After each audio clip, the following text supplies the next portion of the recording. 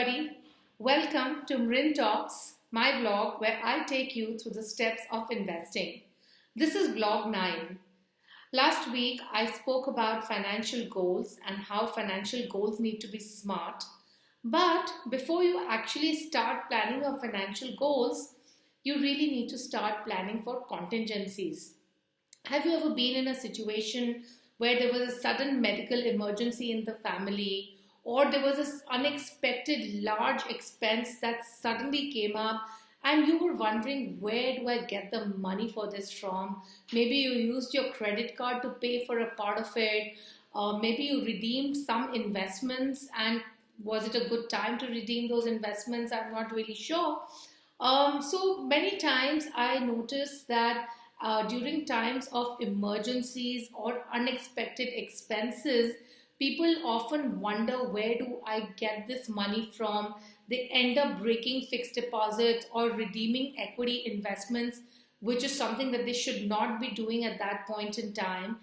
And a better way to plan for emergencies is to have an emergency fund or a contingency fund, which basically helps you pay for your emergencies. How much money should you have in the emergency fund? It could be 3 to 6 months of your expenses.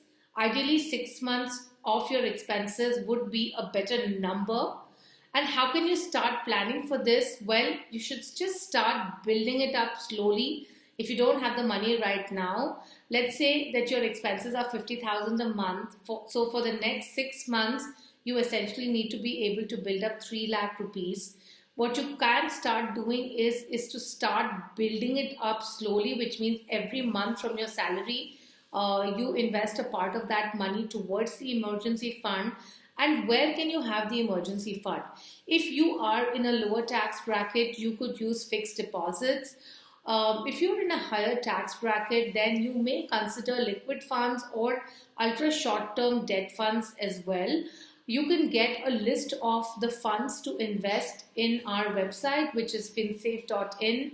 You can go to the Knowledge Center and there you click selecting schemes, and the list of investments that you can do for a 3 to 6 month period are essentially the ultra short term or the low duration or the liquid funds. I often notice that people tend to miss out having an emergency fund and they directly jump into planning investments.